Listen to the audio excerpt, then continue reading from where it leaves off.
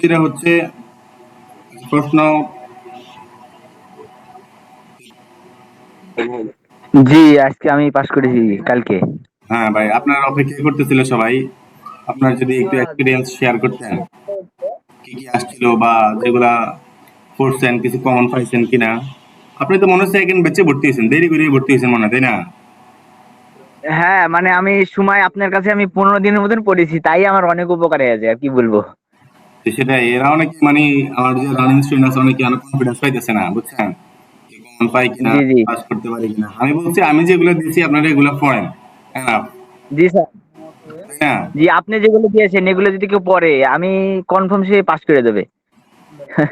আমিও আমি দ্রুত আপনার স্টার্ট করতেছি। জি জি, আপনার থিওরি পার্টে আমার 30টা প্রশ্ন আমার 15 মিনিটে সব আমি দেখাই ফেলেছি।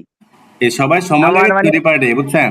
সময় থিওরি জি পার্টে জি লাগে, অনেকে প্রশ্ন বুঝে না বা এনাফ প্র্যাকটিস করে না, মক টেস্ট করে না, কমন ফেলতে পারে না বা পড়ার সিস্টেম বুঝে না। এই জন্য থিওরি পার্টে ম্যাক্সিমাম ফেল করে। তো আমি যেভাবে পড়াইছি আপনাদের বা যেভাবে রেকর্ড ক্লাসগুলো দেওয়া আছে, আমার থিওরি পার্টে যে পরিমাণ মক টেস্ট আছে আমার মনে হয় না যে তেমন মিস আছে, কোনো প্রশ্ন আসে নাই বা কম আসবে, এর বাইরে থেকে আসবে, তাই না? না, আপনি যেগুলো পড়েছেন ওর মধ্যে থেকেই কোনো বাইরের কিছু পাইনি। আমি তো বললাম মানে সবই কমন, সবই পড়ার মধ্যেই। লাস্টে আমি রিভিশন দেওয়ার পরে আমার আধা ঘন্টা সময় বেঁচে গেছে, কি করব। হ্যাঁ, আমরা আর আমাদের এমন হয়েছে। আর অধ্যায় আপনার সব অধ্যায় থেকে আমার কোশ্চেন এসেছে, মানে সাতটা অধ্যায়তে 7টা অধ্যায়ে কোশ্চেন এসেছে। কিন্তু এক অধ্যায় থেকে এসেছিল একটা হয়তো বা দুইটা, দুই অধ্যায় থেকে এসেছিল ওরকম বা আপনার 6-7টার মতন, 3 অধ্যায় থেকে এসেছিল, 4 অধ্যায় থেকে এসেছিল। তো সহজই ছিল কোশ্চেন বলতে গেলে, আমার মানে অনেকবার রিভিশন দিয়েছি তো, মানে শব্দ তো সে মুখস্থ করিনি, আমি কাঞ্জি ধরে ধরে আপনার পড়েছিলাম, কাঞ্জি দেখলে বুঝতে পারছিলাম, শব্দ তো পড়েছিলাম কিছু। হ্যাঁ, হ্যাঁ। আর কি কোন আসলে অনেকে আসলে একটু কনফিউজড থাকে কি পরিমাণ ভোকাবুলারি পড়বো, ভোকাবুলারি গুলো কিভাবে পড়বো। আমি যখন মক না। টেস্ট সলিউশন ক্লাস করাই তখন ওইভাবে কাঞ্জি ভাঙ্গা ভাঙ্গা বইলা দেই, জি জি যতটুকু জি কাঞ্জি জানি, বা পড়ানোর সময় বলে দিই যে এই কাঞ্জিটা বারবার রিপিট করে, এই কাঞ্জিটা দেখলে জি আপনারা জি জি। বুঝবেন, এইভাবে কাঞ্জিগুলো দেখেন। আর যে সেক্টরে পরীক্ষা দিবেন সেই সেক্টরে আপনার একটু ফোকাস বেশি দিবেন। যেমনি আমার লাইফ লাইন থেকে এসেছিল, আপনার সিভিল থেকে এসেছিল, কিন্তু ওদিক থেকে প্রশ্ন কম ছিল, বেশিরভাগই আমার বিল্ডিং এর কোশ্চেন গুলোই ছিল। আপনার কংক্রিটের দাসেৎসু, তারপরে রড বাঁধাই, এগুলো কাজই বেশি ছিল। আপনার দেখ দেখ দেখ করছে, এখান থেকে তো প্রশ্ন পাইছেন সেও, তাই না? জি জি জি। তারপরে রড বাঁকানো আপনার 6-7 সব ওদের থেকে মানে কোশ্চেন করেছে, কোন যে ওদের অনেক বাদ দেয়নি। অনেকে বলে যে আসলে একদিন পাস আপ করে পাস করা যাবে, আবার অনেকে দেখি শুধু ভোকাবুলারি পড়ে পরীক্ষা দিতে চলে যায়, পরে দেখি ফেল করে আসে।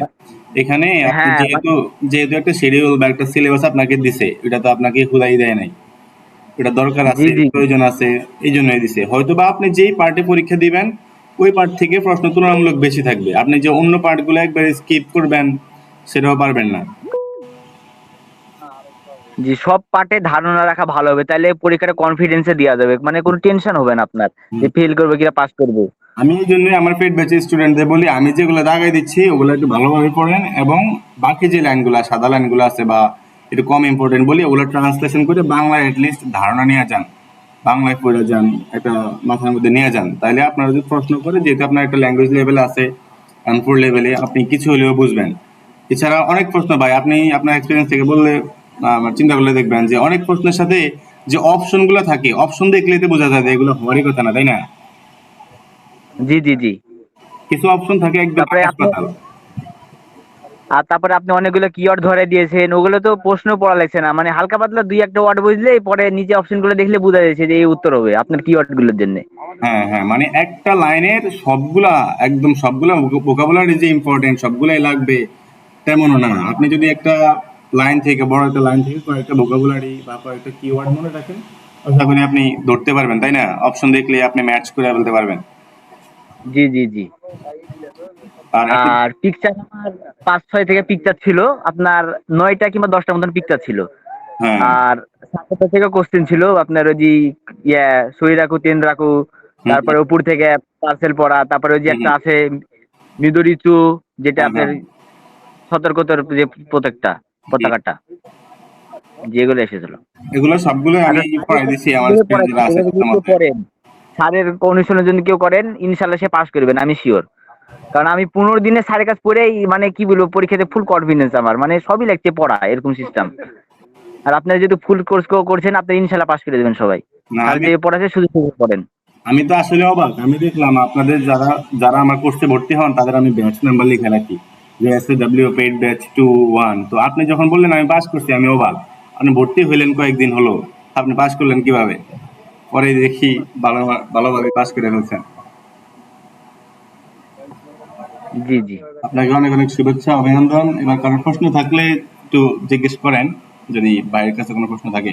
যারা হ্যান্ড রেজ করছেন অবশ্যই না, দেখি। এক মিনিট। এমজে হিমেল ভাই, ভাই